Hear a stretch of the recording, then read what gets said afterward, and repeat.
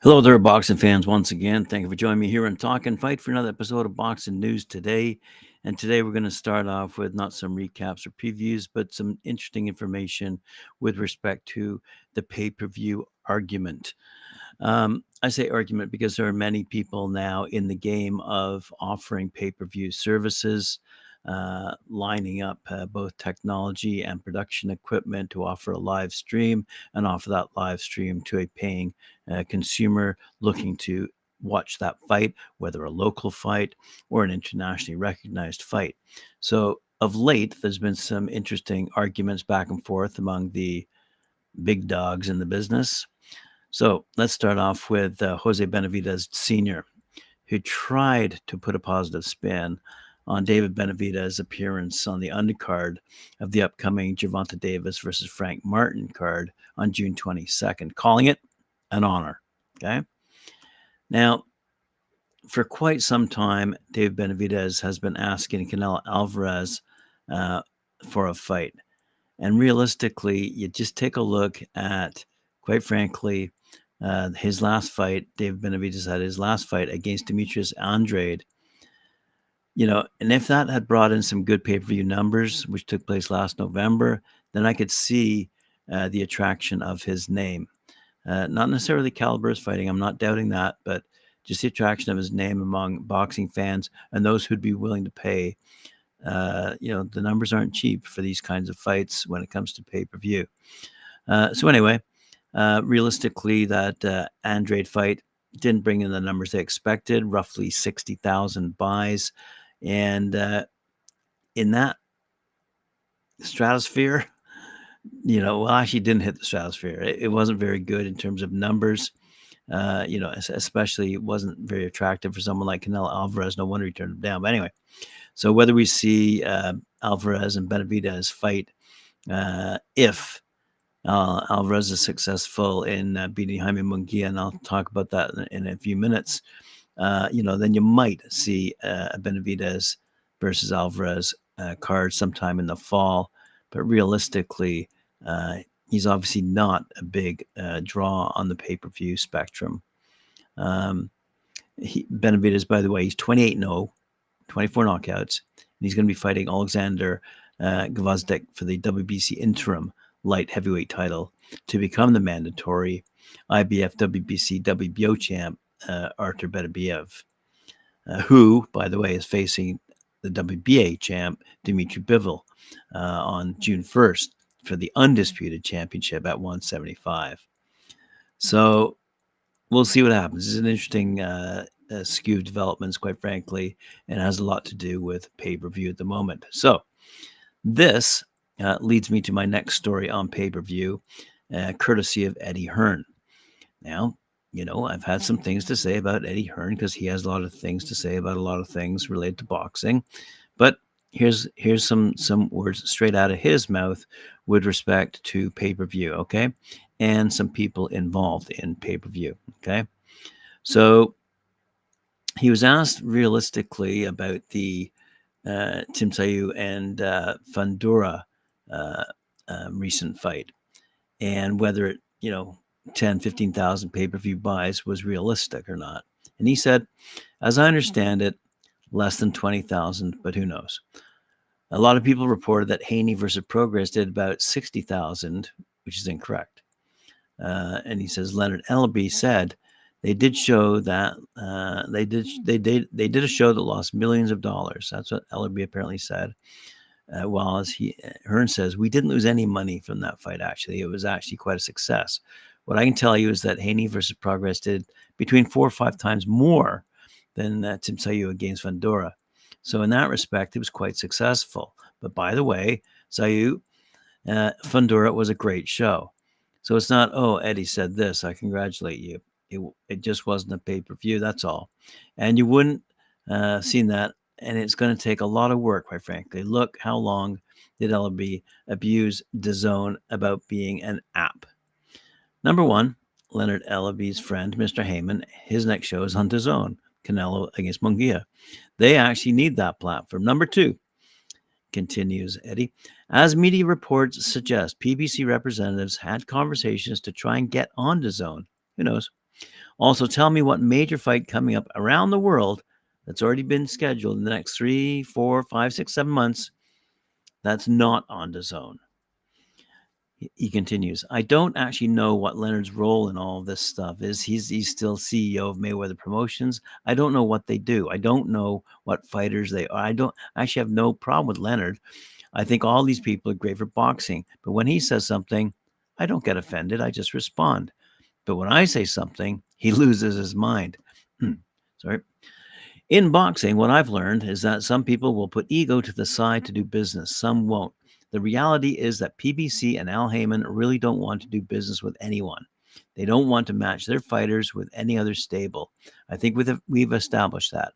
I've never, ever been able to have a conversation with doing a fight with PBC, which is weird, really, because now that they don't have any shows other than a handful of pay-per-view shows on Amazon, we should actually be doing those shared platform events where we could do massive fights, where I could get their fighters out. We could do it on Amazon. I guess they could do it on Amazon, and we could do it on DAZN. You have to remember that just because you have a big platform doesn't mean people are going to buy a pay-per-view. Very good point. Absolutely. Alrighty, let's have a quick look at some recent fights that I don't think were on any pay-per-view platform. Unbeaten super bantamweight Tito Sanchez, he's 13-0, scored a one-sided 10-round unanimous decision over Eric Ruiz, who's now 17-11-1 on Thursday night at the Fantasy Springs Resort Casino in Indio, California.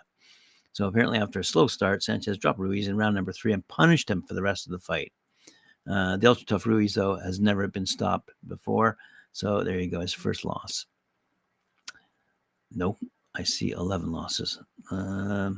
Maybe dropped. I don't know. Who cares? Super bantamweight Gucci Manny Flores, 17-1, 13 knockouts, demolished Alberto Guevara, 27-7 in round number 2. Flores looked sharp, pressed the action, cutting off the ring. Big right hook ended it at 2 minutes, 31 seconds, as I say, of round number 2. His cousin, Grant Flores, 4-0, took out Freddie Espinoza, 10-4, with a body shot at 1 minute, 59 seconds of the first round.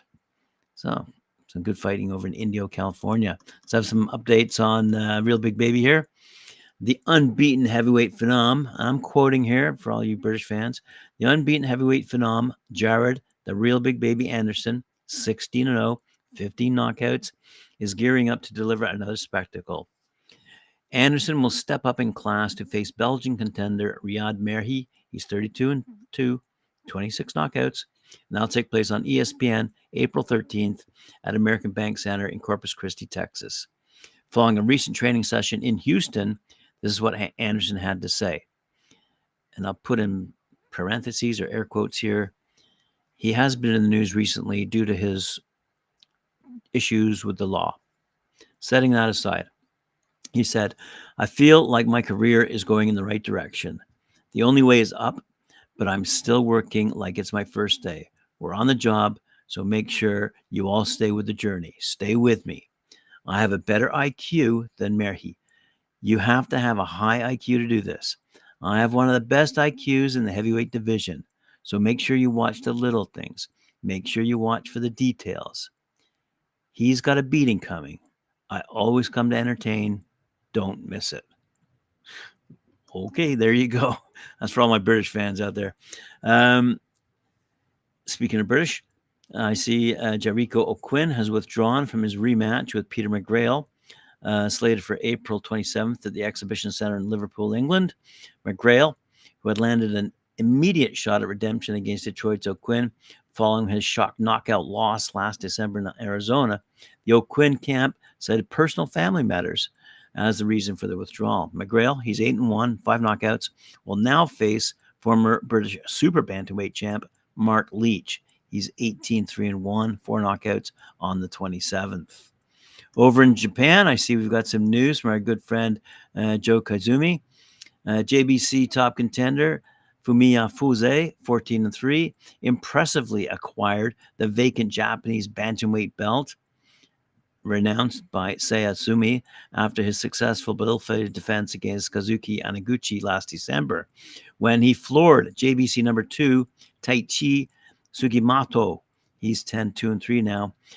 twice before the referee's well-received intervention at 1 minute 38 seconds of the fifth round in a scheduled 10-rounder. That took place in Tokyo, Japan.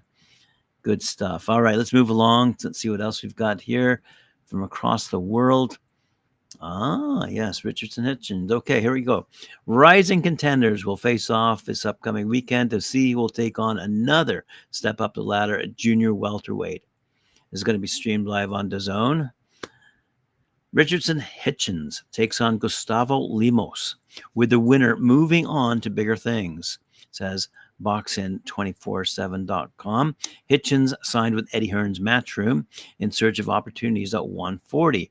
Both Matchroom and Golden Boy Promotions have a plethora of great opponents. Devin Haney, Ryan Garcia, Subriel Matias, Jose Ramirez, Regis Prograis, and Arnold Barboza all fit the bill for quality foes for Hitchins if indeed he's successful against Gustavo Lemos. But let's not put the cart before the horse.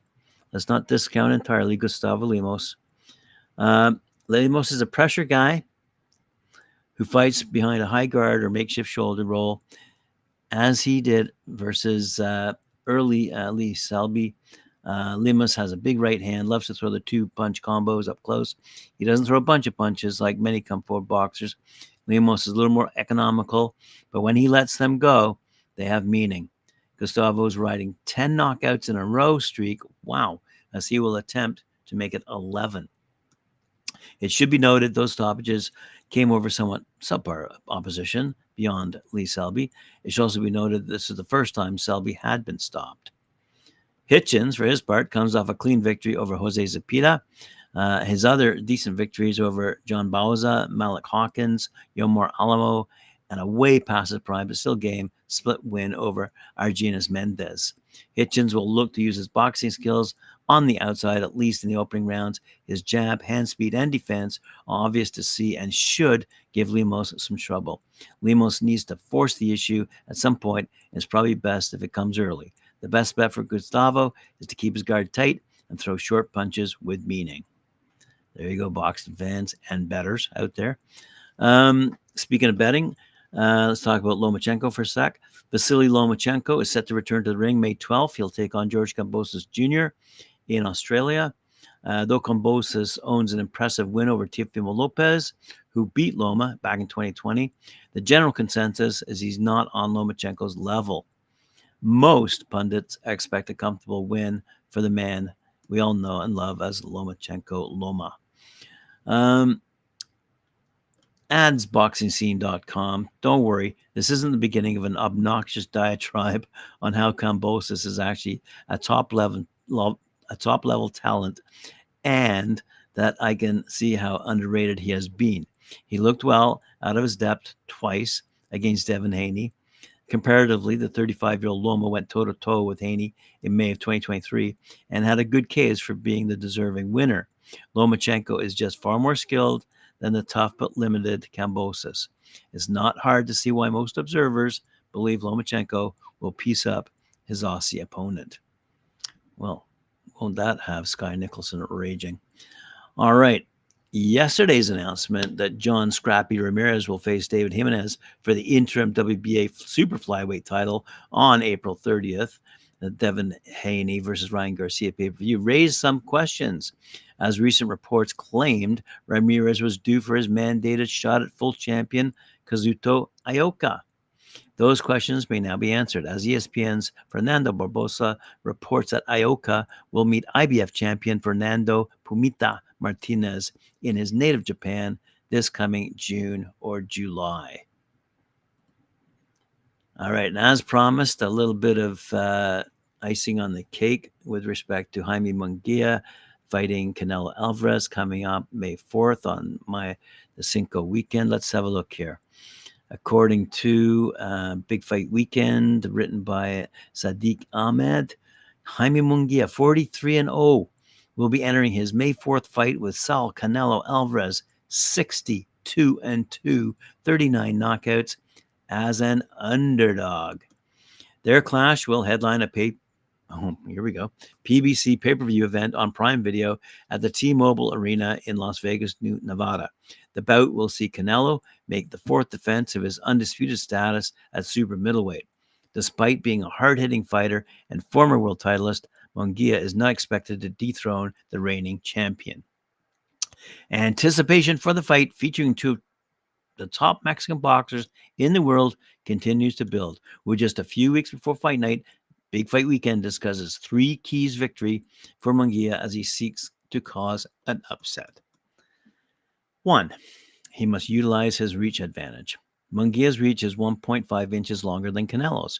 While that's not a massive number, boxing is a sport where even the smallest details can prove advantageous, as we just heard from the real big baby himself. Boxing Hall of Fame Bernard Hopkins believes Munguía will have to take full advantage of this to come out on top. With that slight reach advantage, Munguía can land his shots from a safer distance. Number 2, he must go the distance with Canelo. Canelo has fought some of the hardest hitting fighters in the sport, as well as several who had significant size advantages over him. Despite this, he's never hit the canvas as a pro. The closest he ever came to being ruled knocked down was against Jose Cotto over a decade ago. As such, trying to go for a stoppage against Canelo may not be the best idea. Trying to outland him over 12 may be the wise choice. And finally, high volume punching. Canelo's style values quality punches over quantity, something that could be taken advantage of. Munguía can adopt the approach of walking down his opponent and throwing punches at high volume. This will require great conditioning from Munguía to make this a tough fight for Alvarez. Only on fight night will fans finally get to know if Munguía has what it takes to emerge victorious. Will May 4th see a changing of the guard, or will Alvarez continue to assert his dominance in the super middleweight division? And if he does win, we are curious who he will fight next. I hope it's David Benavidez, but we'll see. Now, I recently posted a poll on our YouTube channel. You can check it out with respect to, I believe, the cruiserweights. So let's have a quick look at the super featherweight rankings according to the Sporting News Top 12. Number 1, Emmanuel Navarrete, sporting at 38-1-1 record. Number 2, Joe Cordina, 17-0. Oh, Shaki Foster, one of our favorites here on Talkin' Fight, 22-2. Lamont Roach, 24-4-1. Nope, sorry, 24-1-1. Oscar Valdez, 32-2. Robson Canseco, 17-2-1. Hector Garcia, 16-2. Eduardo Nunez, 27-1, 27 knockouts. Shavkat Rakimov, 17-2-1. Artov Aranastvan, 14-0. Anthony Kakasi, 21-1. And Andres Cortez, 20-0, 11 knockouts, rounding out the top 12 at super featherweight, with Emmanuel Navarrete heading that list. That's the top 12 according to the Sporting News. All right, boxing fans, thanks very much for joining me. Appreciate it very much. Remember to like, share, subscribe, hit that notification bell, drop them some comments if you like. Visit me on talkinfight.com, and we'll see you again after a good weekend of fighting upcoming. And Talkin' Fight, 11 a.m. Eastern Time is when I go live, but you can always catch my show in archive. All right, boxing fans, talk to you soon.